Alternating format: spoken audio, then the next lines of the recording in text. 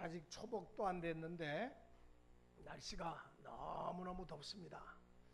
열대야가 시작돼서 잠 못 이루는 밤이 벌써 며칠째 계속되고 있습니다. 한마디로 우리 신앙이 나태해지기 쉬운 계절이 바로 요즘과 같은 계절이 아닌가 합니다. 그러므로 이러한 때일수록 더욱더 우리의 영적 관리를 잘 해야만 하겠습니다. 그렇지 않으면 자신도 모르는 사이에 신앙이 흐트러지고 영적인 깊은 잠에 빠지기가 쉽습니다. 육에 취해서 영이 잠들 때 원수들이 와서 가라지를 덧부리고 갔다는 말씀처럼 오늘 우리들은 항상 전쟁터에 나간 군인들과 같이 정신을 차리고 경기의 임무에 또 전투에 우리가 임하기 위해서는 깨어 있어야 할 줄로 압니다.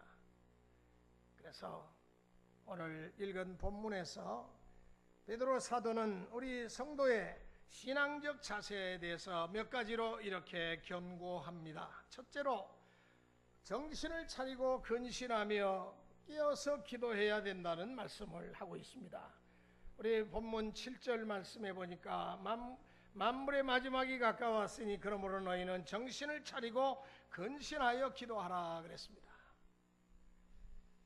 요즘 돌아가는 세상을 보면은 영의 눈을 뜨고 하나님의 편에서 볼 때 사람들이 무언가에 완전히 제정신을 빼앗긴 채로 방황하면서 살아가는 삶을 볼 수가 있습니다. 직시할 수가 있어요. 마치 귀신에게 붙들려서 자아를 상실한 사람처럼 자신의 마음을 이 감정의 굴레에 절제를 하지 못하고 불에도 넘어지고 물에도 자빠지고 이렇게 물불 가리지 않고 뛰어드는 귀신 들린 자처럼 향락과 사치와 쾌락으로 치닫고 있는 오늘의 이 세대를 보면서 우리 새벽이슬 같은 주의 청년들 세상으로 빠지지 않고 그래도 교회 안에서 이렇게 말씀 안에서 저들이 교제하고 또 아름다운 공동체 속에서 성장하고 있다는 것이 얼마나 큰 축복인지 모릅니다. 오늘 죄악된 세상 속에서 자칫 잘못하면 눈길을 잘못 돌리면 우리 인생이, 우리 인격이, 우리 삶이 파괴될 수가 있는 위험천만한 시대를 우리가 살아가고 있습니다. 한번 빠지면 돌이킬 수 없는, 그러니까 그만큼 위태로운 위경에 처한 시대를 우리가 살아가고 있어요. 그러므로 우리 청년들에게 있어서 하나님의 말씀을 의지하고 믿음 가운데 사는 생활이야말로 세상과 죄와 향락과 우리를 미혹하는 모든 악의 세력으로부터 보호받는 첩경입니다. 오늘의 현실은 어쩌면은 하나님의 심판이 떨어졌던 소돔성의 심판을 재현할 만한 때가 이제 다가온 것이 아닌가 싶을 정도로 그런 느낌을 강하게 받게 됩니다. 며칠 전에 대구에서 퀴어 축제가 열렸는데 이 퀴어 축제는 동성애자들의 축제입니다. 지난번에 서울에서 동성애자 축제할 때 시가 행진을 서울시가 허락을 해가지고 얼마나 눈 뜨고는 참아 볼 수 없는 그런 참담한 꼴을 서울 시민들이 봤잖아요. 그러니까 기독교 단체들 교회마다 대구시 교회들이 일어나가지고 이번에 대구에서 퀴어 축제 하는 것까지는 그거는 막지 않는데 퍼레이드를 벌리는 것은 절대로 결사로 우리 기독교회가 막겠다고 그래가지고 행진을 못했어요. 퍼레이드를 할 수가 없었어요. 교인들이 이 대구를 악의 소굴로 만들려고 작정했느냐? 소돔성 고모라성 불심판을 받을 소돔 고모라성으로 만들려고 너희들이 작정했느냐 하면서 얼마나 결사적으로 반대를 했는지 그 행사를 저들이 시의 지원을 받아가지고 돈을 이제는요 시가 지원을 해줘요. 그거를 소수자 그들의 인권을 위해서. 그렇다면은 그들로 인해서 피해를 보는 국민과 우리 자녀들의 인권은 어디 갔어요? 성소수자의 인권은 생각하면서도 악한 그러한 저들의 행위를 통해 가지고 악한 영향을 받는 우리 자녀들과 이 시대를 사는 국민들의 인권은 어디 갔어요? 그러니까 지금 무언가가 잘못 나가도 한참 잘못 나가고 있는 겁니다. 이러할 때일수록 우리 성도의 자세는 어떠해야 합니까? 정신을 차리고 근신해야 한다고 성경은 말씀합니다. 여기 정신을 차린다는 말은 생각에 있어서 불건전한 생각을 추출한 것을 말합니다. 이 불건전한 생각이라고 하는 것은 바른 생각을 갖지 않고 삐뚤어진 생각을 말합니다. 더러운 생각, 어두운 생각, 악한 생각을 말합니다. 그러면 불건전한 생각을 버리려면 어떻게 해야 될까요? 먼저 자제력을 가져야 됩니다. 자제력. 정결한 마음을 갖고 살려고 힘써야 됩니다. 그리고 성령께서 내 마음을 주장하시도록 주님께 전적으로 맡겨야 됩니다. 이 사탄의 세력은 어둠의 영이기 때문에 우리의 마음을 아주 혼미하게 만듭니다. 이것이 옳은 것인지 그런 것인지 분간을 못할 만큼 아주 때로는 혼탁하게 만들어요.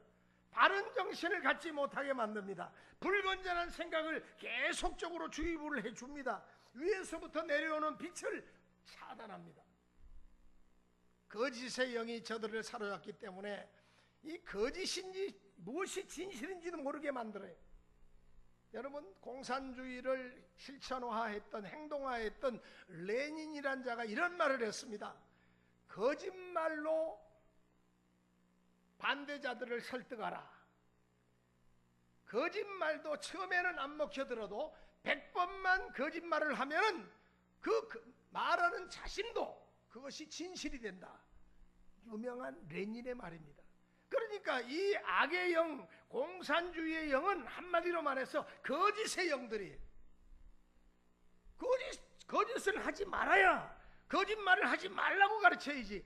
저들은 거짓으로라도 상대방을 설득해라. 만약에 거짓말이 안 먹히면 100번 거짓말을 하게 되면 그것이 진실이 된다. 세상에 그런 말이 어디 있습니까? 거짓은 거짓이지 100번 한다고 해서 그 거짓이 진실이 됩니까? 우리는 이러한 악의 세상 속에서 자제력을 가져야 될 줄 압니다.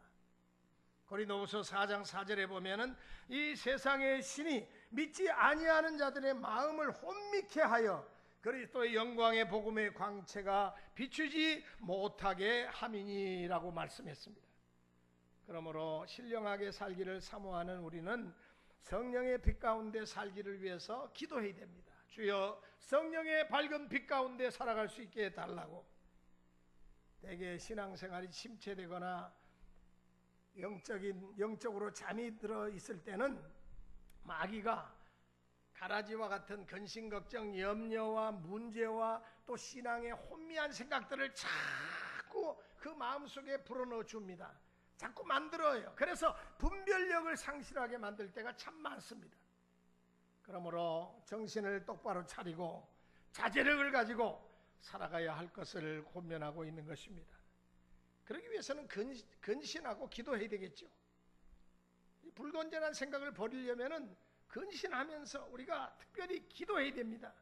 근신이라고 하는 말은 중심을 잃지 않고 온전한 그러한 상태를 말합니다. 온전해지는 것을 말합니다. 중심은 마음을 말합니다. 사람에게 마음가짐보다 더 중요한 것은 없어요. 마음가짐을 바꿀 때 놀라운 일이 일어납니다. LA에 건달 청년 윌 탐슨이라는 청년이 있었습니다. 고등학교도 억지로 겨우 정말 결석도 많이 하고 사고도 많이 쳐가지고 억지로 고등학교를 졸업했어요. 동네 건달입니다. 좋지 않은 친구들하고 어울려가지고 빈둥거리면서 그 뭐 댕기는 데가 뻔하지요. 질 좋지 않은 사람들이 댕기는 데가 뻔하지 않겠습니까? 때로는 집에서 어머니가 찬장에다가 이렇게 몇백 달러 구겨놓은 거 있으면 그거 딱 봤다가 그거 딱 가지고는 달아납니다. 그거 가지고 시내에 가지고 춤추고 게임하고 그거 가지고 친구들하고 한탕 또 뛰고 놀다가 또 돈 떨어지면은 또 어디 가서 또 돈 뭐 얻을 데가 없나 이래 가지고 돈을 벌 생각을 안 하는 그런 청년이었어요. 항상 이런 청년의 마음속에는 불평 불만이 사로잡혀 있었습니다. 왠지 모를 분노가, 자기 또래의 청년들은 고등학교 졸업하고 뭐 그래도 사회로 진출하는 청년, 대학을 가는 청년들 많은데 이 청년은 어떤 면에서 볼 때 내가 낙오됐구나 하는 열등감에 사로잡혀 가지고 아무렇게나 막 살았어요. 그러다가 어떤 사람이 오토바이를 탁 타고 가는 모습을 보니까 나도 저 오토바이 한번 타봤으면,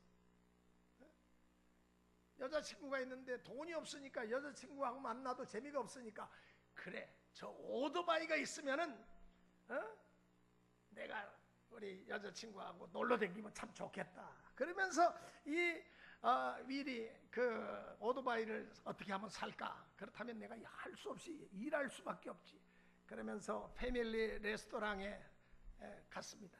나 좀 써주세요.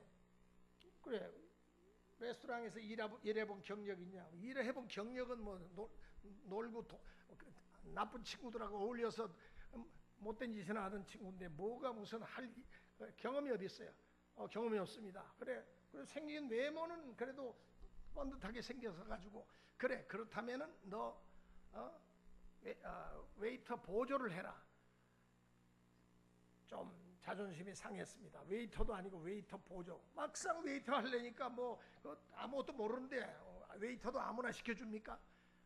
그래서 웨이터가 하는 것을 잘 보고 배우면은 너도 웨이터 시켜주겠다.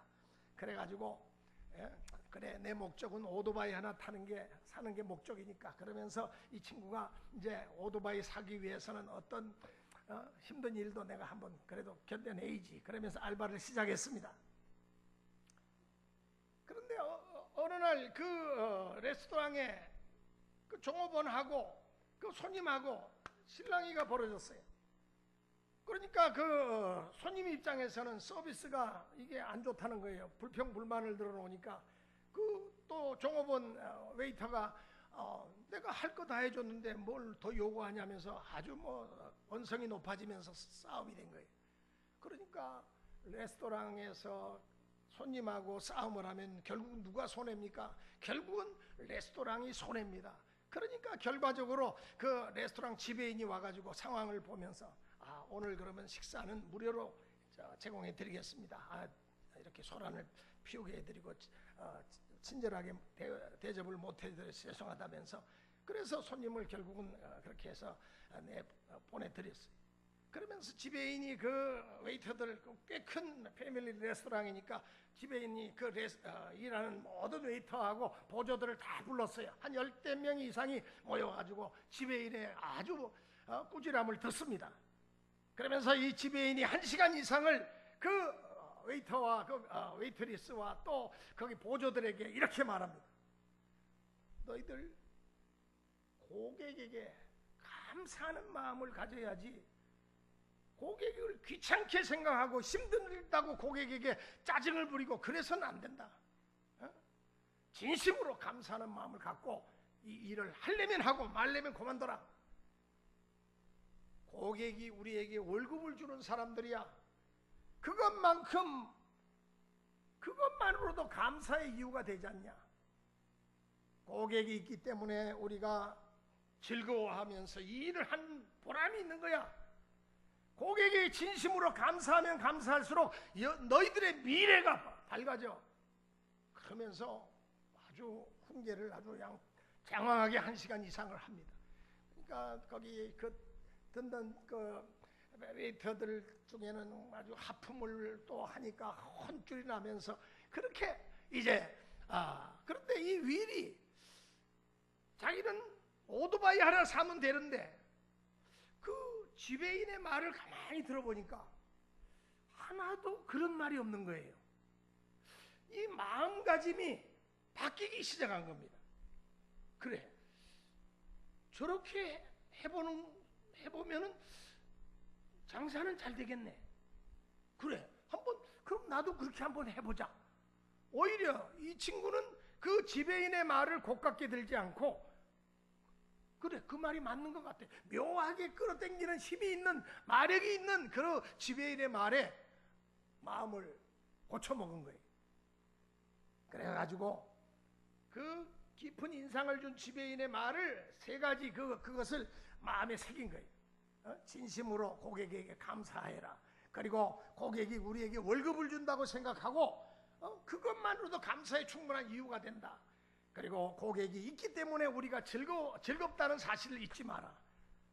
그러므로 고객에게 진심으로 감사하는 자세를 가지고 고객을 서빙해라. 이게 마음속에서 완전히 새겨지는 거예요. 그 뒤로부터 이 윌이 사람이 달라졌습니다. 이 건달 청년이 그때부터 손님들에게 얼마나 서비스를 정성껏 잘하게 했냐면 고객을 너무너무 사랑하면서 그들에게 그렇게 잘하니까 어떤 할머니가 그 청년의 손을 잡으면서 청년은 어떻게 그렇게 친절합니까? 내가 이렇게 친절한 웨이터를 처음 봤다고. 웨이터도 아니죠, 보조인데. 그래서 고객들이 인기 투표를 했는데 매번 1등이래요. 1위. 칭찬 엽서가 막 사장 앞으로 막 답지합니다. 그리고 메모가 수도 없이 그 1등한 이 윌을 칭찬합니다. 그런 고객들이 자기를 그렇게 칭찬해 주니까 마음의 자세가 더 아주 기쁨과 동시에 감사가 넘치게 됐어요. 고마운 마음이 더 들었어요. 그래서 일을 알바로 들어가서 웨이터 보조를 했는데 너무너무 성실하게 일을 잘하니까 그 사장이 이 친구는 싹수가 있다. 그렇게 딱 보고는 야간대학 너 댕겨라. 우리가 돈 대줄게. 너 앞으로 우리 레스토랑에서 계속 일해라. 그래가지고 일이 끝나면 야간대학에 가가지고 공부를 해서 경영학을 공부했어요. 학위를 따니까 바로 그 사장이 부지배인으로 올려줬습니다. 승진한 거예요. 그리고는 이제 그동안 모은 돈으로 경영대학원에 진학을 했어요. MBA 진학을 해가지고 그 학교 다니면서 또 훌륭한 아내를 만났어요. 결혼을 또 했어요. 이 MBA 석사과정을 마치자마자 최고의 기업에서 그를 스카우트해 갑니다. 값싼 오토바이 하나 사려고 알바로 패밀리 레스토랑에 웨이터 보조로 들어갔던 이 건달 청년이 마음을 바꾸고 마음이 새로워지면서부터, 그리고 또 자기 그 아내가 예수 믿는 또 아내를 만났는데 아내가 계속 격려해 주니까 거기다가 신앙으로 또 무장을 하니까 얼마나 변화의 삶이 찾아오는지. 나중에는 대기업의 부사장이 됐어요. 대기업의 부사장이 되니까 전용 비행기를 사용할 수가 있게 됐어요. 회장과 또 사장, 부사장이 사용하는 전용 비행기로 미국 전역을 출장 다니면서 휴일에는 페라리를 몰고 여가 활동도 합니다. 제가 이 이야기를 우리 청년들에게 특별히 들으라고 하는 이유가 있습니다. 마음가짐만 바뀌면은, 거기다가 하나님이 그 마음 속에 들어오셔서 그 마음을 사로잡아 주시면은 여러분의 인생은 싹 바뀝니다. 놀랍게 바뀝니다. 문제는 마음, 삐딱한 마음, 원망, 근심, 시기, 질투, 이런 마음을 다 날려버려야 돼요. 마음을 새롭게 함으로 변화받아 하나님의 온전하시고 기뻐하시는 뜻을 분별할 줄 아는 그러한 새벽 이슬 같은 청년들이 될 때 여러분들의 인생은 싹수가 있는 인생이 되고 놀랍게 하나님의 축복 가운데 하나님의 손에 붙들려서 살아갈 수가 있는 귀한 청년들이 될 수가 있는 것입니다. 지금은 누가 누구를 내가 예수를 어떻게 믿는지 바로 믿는지 함부로 평가할 수는 없어요. 그러나 훗날 우리 주님 앞에 설 때에는 알곡과 쭝쩡이가 반드시 구별될 것입니다. 성전 안과 성전 밖이 측량될 것이고 미련한 다섯 처녀와 지혜로운 다섯 처녀가 구별되는 것처럼 불의한 자와 의인이 선악간에 밝히 드러나는 때가 올 것입니다. 그러므로 우리는 마음을 먼저 바꿔야 돼요. 마음을 바꿔야 돼요. 그리고 사랑으로 그 건달 청년 윌이 마음이 바뀌니까 손님들에게 다른 웨이터들은 그 불평 불만에 계속 자기들이 모일 때마다 막 지배인 씹고 그리고 또 손님들에 대해서 불평 진상 손님들에 대해서 막 그냥 자기들끼리 그냥 마주 뭐 온갖 부정적인 이야기만 늘어놓는데 이 친구는 거기에 끼지 않았어요. 마음을 바꾼 그날부터 윗사람에게 대한 태도가 바뀌고 그리고 손님들에 대한 태도가 바뀌면서 이 변화가 찾아왔다는 것은 이거는 놀라운 축복이 이제 우리에게 찾아오는 겁니다. 그러므로 정신을 차리고 근신하여 하나님 앞에 우리가 기도하는 일에 더 힘을 쓸 때 하나님의 도우심의 손길이 나타나면은 그거야말로 금상에 정말 말로 닿을 수 없는 하나님의 축복이 우리에게 임하는 거죠. 두 번째로 우리 하절기의 신앙의 자세를 가다듬기 위해서는 열심히 서로 사랑하면서 살아가자는 것입니다. 사랑. 세상에서 가장 아름다운 말이 사랑이라는 말입니다. 반대로 가장 무서운 말은 미워한다는 말입니다. 관심을 안 갖는다는 말입니다. 여러분, 미워한다는 말과 관심을 안 갖는다는 말은 동격이에요. 관심 꺼. 그 친구 생각하지 마. 관심 꺼. 이거는 미워한다는 말을 좀 더 고상하게 표현하는 거예요. 미움은 곧 살인으로 이어지기 때문에 그렇습니다. 본문 8절에 보니까 무엇보다도 열심으로 서로 사랑할지니 사랑은 허다한 죄를 덮느니라 그랬어요. 우리가 짧은 세상 살면서 사랑하면서 살아가는 것도 사실상 부족한데 서로 미워하고 시기하고 질투하고 헐뜯고 이렇게 산다면은 사실은 사랑하면서 사는 삶보다는 이렇게 미워하고 시기 질투하고 헐뜯고 갈등하면서 사는 시간이 오늘 현대인들은 더 많은 것 같아요. 말세의 특징 중에 하나는 사랑이 식어지는 것이라고 그랬습니다. 자기만을 중심으로 해서 사는 이기주의가 팽배합니다. 그러니까 이기주의로 살지 말고 남을 위해서 사는 사람은 복받습니다. 자기 하나만의 행복을 위해서 가정을 미련 없이 버리는 요즘 어머니들을 많이 봅니다. 옛날에는 그래도 힘들어도 그래도 살았어요. 근데 이제는 내가 어디 가서 내가 밥 못 먹을 줄 알아 그러면서 여자들이 가정을 헌신짝같이 버리는 여성들이 많습니다. 그렇다고 해서 저는 그게 다 여성들의 잘못이라는 게 아니에요. 남자들도 물론 잘못이 많죠.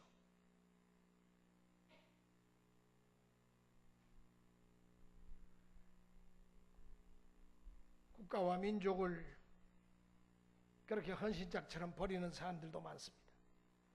어떤 대기업에서 수백억의 연구비를 들여가지고 국책 사업으로 개발한 그 반도체, 그 정말로 이거는 국가가 보호해야 될 그러한 성과인데 이거를 빼돌려가지고 중국에다 팔아먹는 그런 이완용이보다 더한 사람들도 많아요. 이기적으로 사는 사람들이 얼마나 많은지 모릅니다. 이기적으로 살다 보니까 사랑이 메말라가는 세대가 되었습니다. 사람은 사랑 속에서 태어나서 사랑을 먹고 자라야지 정상적으로 자라고 건강하게 자랍니다. 그러므로 사랑을 줄 줄도 알고 받을 줄도 알아야 됩니다. 사랑에 감사할 줄도 알고 사랑을 느낄 줄도 알아야 됩니다. 진정한 사랑은 국경을 초월합니다. 진정한 사랑은 원수도 없고 또한 두려움도 없어요. 진정한 사랑은 값으로 계산할 수가 없는 것입니다. 진정한 사랑은 이해타산이 없습니다. 사랑은 손해를 봐도 조롱을 당해도 핍박을 받아도 조건 없이 사랑하는 것입니다. 그러면 이 시대에 무엇을 우리가 사랑해야 됩니까? 돈만 사랑하는 사람은 수전노가 됩니다. 권력만을 사랑하는 사람은 독재자가 됩니다. 추한 인생이 됩니다. 쾌락만을 너무 사랑하고 쫓다 보면은 탕자가 됩니다. 방탕자가 됩니다. 세상을 너무 사랑하면은 결국에 가서는 허물을 느끼고 끝내는 고독한 인생을 살아가게 되는 것입니다. 우리 믿는 성도들에게 있어서 사랑의 대상은 두 가지입니다. 하나는 수직적인 관계에서 하나님을 사랑하는 것이고 또 수평적인 관계에서 우리 이웃을 사랑하는 것입니다. 하나님 사랑 또 우리 예수님을 통한 이웃 사랑, 이게 십자가 사랑입니다. 그래서 성경은 사람을 사랑하라고 말씀합니다. 본문 8절에도 무엇보다도 열심으로 서로 사랑할지니 사랑은 허다한 죄를 덮느니라. 여기 서로라는 말에 주목하세요. 고린도전서 13장을 사랑장이라고 하죠. 이 사랑은 하나님의 사랑을 깨달은 사람이 사람과 사람 사이에 갖는 수평적인 사랑을 소개하고 있는 것입니다. 바울 사도는 가장 큰 은사를 구하라고 그랬는데 여러분 가장 큰 은사가 뭘까요? 바로 사랑입니다. 사랑이 없으면 아무것도 아니라는 말입니다. 사람이 방언을 하고 천사 같은 말을 할지라도 사랑이 없으면 울리는 꽹과리와 같다 그랬어요. 시끄러운 소리에 불과하다는 것입니다. 산을 옮길 만한 믿음을 소유했다고 자랑해도 사랑이 없으면 아무것도 아니고 내 모든 소유를 가지고 구제했다 할지라도 내 몸을 불사를 정도로 희생했다 할지라도 사랑으로 한 일이 아니면 진심으로 사랑으로 한 일이 아니면 아무 소용이 없다는 말입니다. 그러면 사랑이 뭡니까? 고린도전서 13장 사랑장 4절로 7절에 잘 표현되어 있습니다.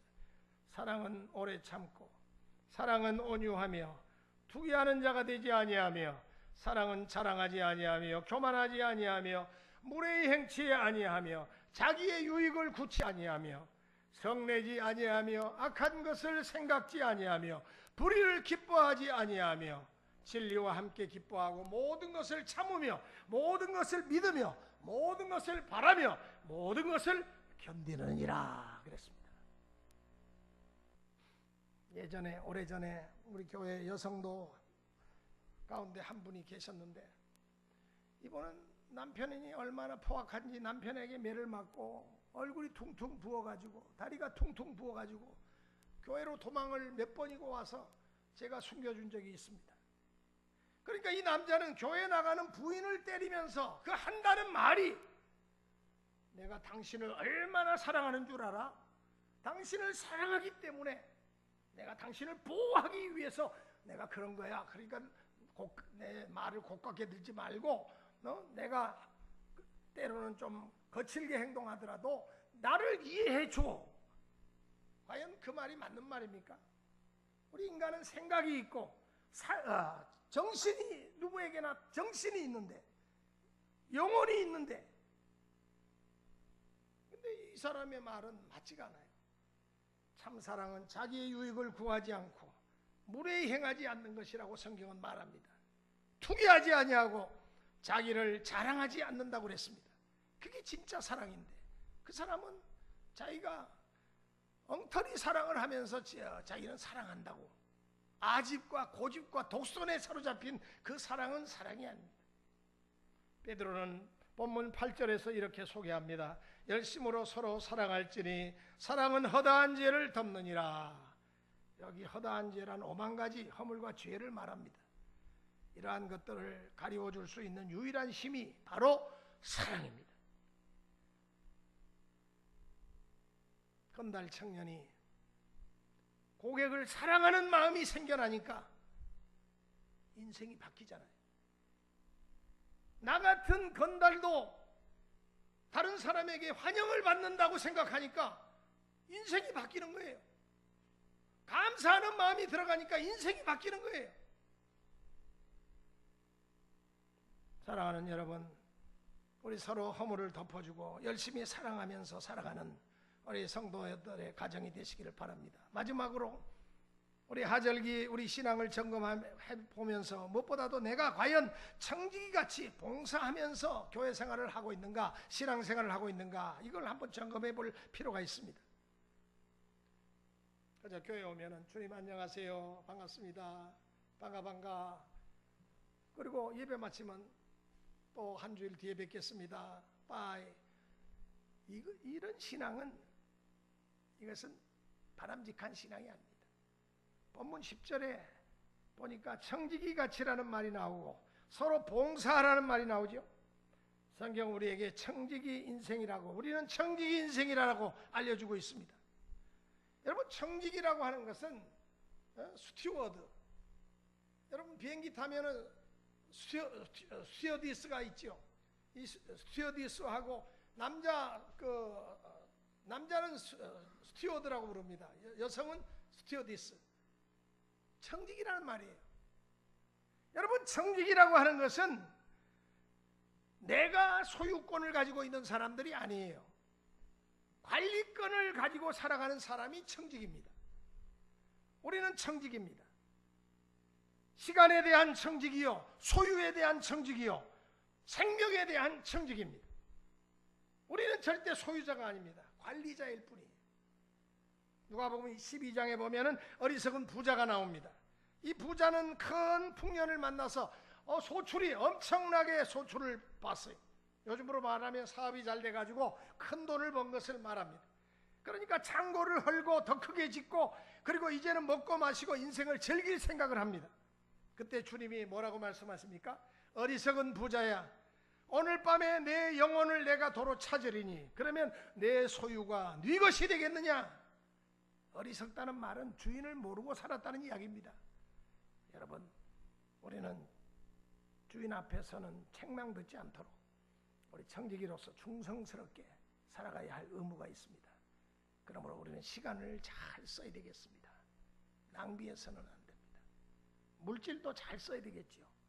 돈을 버는 지혜도 있어야 되지만 돈을 잘 관리하고 잘 쓸 줄 아는 그런 지혜도 필요합니다. 돈은 잘못 쓰면 일만하게 뿌리라 그랬어요. 자녀들이 빗나가는 이유가 가난하고 돈이 없어서가 아닙니다. 오늘 새벽에 제가 좀 일찍 나왔어요. 교회 와서 기도도 좀 하고 또 설교도 다시 한번 정리도 할 겸 한 새벽 한 4시쯤 나왔는데, 앞에 웬 차가 어디서 끼어들었는지 휙 해갖고는 제 앞자리에 다 와서 딱 섰습니다. 빨간불이에요. 그러면 뭐 아무리 새벽이라지만은 좀 미안하다는 깜빡등이라도 놔야 되는데, 이 친구는 딱 있더니 빨간불이 딱 파란불로 바뀌자마자 쏜살같이 달려가는데, 보니까 외제차예요. 아주 레이싱카입니다. 얼마나 빨리 달리는지 그냥 눈 깜빡할 사이에 저기 벌써 거의 한 300m 앞에 가 있어요. 앞으로 계속 가는 거 보니까 나중에는 뭐 빨간불 가리지 않고 그냥 막 달리더라고요. 물론 급한 일이 있겠거니 생각을 했습니다만, 빨리 간다고 좋은 건 아니에요. 빨리 간다고 절대로 좋은 건 아닙니다. 천천히 가면서도 얼마든지 우리는 여유 있게 살 수가 있습니다. 자녀들이 빗나가는 이유가 가난하고 돈이 없어서 빗나갑니까? 제가 그래서 그 청년을 차에 탄 사람을 유심히 이렇게 봤더니 이제 한 21 된 청년이에요. 술에 취한 것 같아요, 느낌에. 여러분, 부모가 주는 돈 가지고 유흥가를 맴돌고 술을 먹고 새벽 늦게까지 그렇게 유흥가를 맴돌고 향락에 빠져서 좋은 차 타고 마음껏 달리는 거, 이것이 행복 아닙니다. 진정으로 참되게 사는 삶이 뭡니까? 그것은 청지기의 삶을 사는 것입니다. 선한 청지기 같이 서로 봉사하고 섬기면서 사는 것입니다. 남보다 좋은 건강이 내게 있다고 한다면 그 건강을 가지고 주를 위해서 일하는 기회로 삼으면 더 좋습니다. 내게 남다른 재능이 만약에 주어졌다면 그 재능 가지고 봉사하면서 살아가는 것이 주님 앞에 얼마나 아름다운지, 천국의 축복을 쌓는 삶을 사는 거예요. 남보다 더 나은 소유가 있다면 그 소유로 하나님께 헌신하는 기회로 삼아야 될 줄로 압니다. 청지기는 주인이 따로 있기 때문에 어느 날 반드시 결산할 때가 옵니다. 반드시 반납하는 날이 온다는 이야기입니다. 그날까지 내가 할 수 있는 일에 최선을 다하고 인생을 값지게 살아서 후회되지 않는 인생을 살아가는 저와 여러분들이 되어지시기를 주의 이름으로 축원합니다. 기도하시겠습니다. 거룩하신 아버지 하나님, 무더운 삼복더위 가운데 이제 내일 모레는 초복입니다. 참으로 쉽게 지치고 짜증나고 힘들어서 탈진하기 쉬운 계절입니다. 많은 사람들이 들러 산으로 바다로 나가는 것도 좋지만 우리는 이와 같은 때에 우리 자신을 한번 돌아보면서, 지난 시간을 돌아보면서 한적한 곳을 찾아 주님을 만나는 신령한 영적 힐링의 시간을 갖기를 원합니다. 정신을 차리고 근신하며 깨어 기도하게 하시고 열심히 서로 사랑하며 이해하며 봉사하며 살아가는 우리 믿음의 성도들 되게 하여 주시옵소서. 예수 그리스도의 이름으로 비옵나이다. 아멘.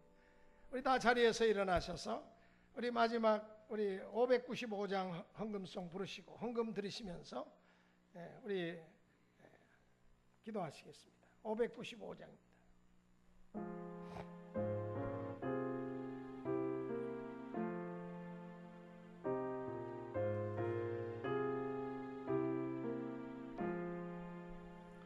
나 맡은 본분은 구주를 높이고 문영원 구원 얻도록 잘 인도함이라.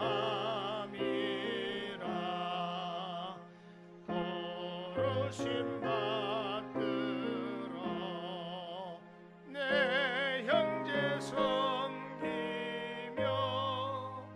구주의 뜻을 따라서 하니 되신 예물을 위해서 기도합니다. 감사합니다. 마지막 때에 저희들 기름 등불 준비한 다섯 처녀와 같이 준비된 심령 가지고 살아갈 수 있는 저희들 되게 하옵소서. 유비무환의 자세를 가지고 살아갈 수 있는